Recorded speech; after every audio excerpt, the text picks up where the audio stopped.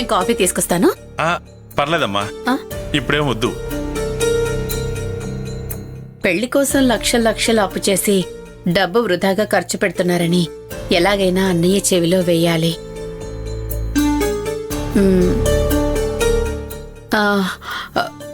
అన్నయ్య గారు, మీతో ఒక చిన్న విషయం చెప్పాలి. ఏంటమ్మా?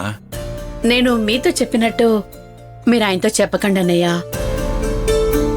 కావాలంటే మీరే చెప్తున్నట్టుగా మీ ఫ్రెండ్తో చెప్పండి. ఇంతకీ విషయం ఏంటమ్మా?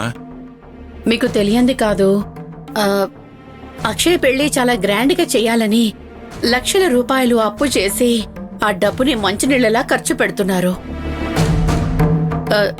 దేనికైనా ఒక పద్ధతి పాడు ఉంటుంది కదన్నయ్య. ఎందుకండి ఇంత డబ్బు ఖర్చు పెట్టి పెళ్లి చేయడం అని నేనెంత చెప్పినా ఆయన నా మాట వినిపించుకోవడం లేదు. మనకి ఊళ్ళో ఒక స్థలం ఉందన్నయ్య. ఆ స్థలం తాకట్టు పెట్టి అక్షయ్ పెళ్లి చేస్తాను అని చెప్పి ఇప్పుడు బయట వడ్డీకి డబ్బు తీసుకొని ఖర్చు పెడుతున్నారు.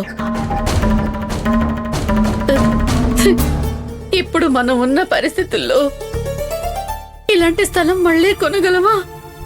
మీరే చెప్పండి అన్నయ్య. ఆయనేమో ఆ స్థలాన్ని అమ్మేస్తాను అది ఇది అని మాట్లాడుతున్నారు. నేనేదైనా అడిగితే నా మీదకి గొడవకొస్తున్నారు. ఆ ఖర్చు కొంచెం తగ్గించుకుందామని నేను ఇంతకు ముందే ఒకసారి చెప్పానమ్మా.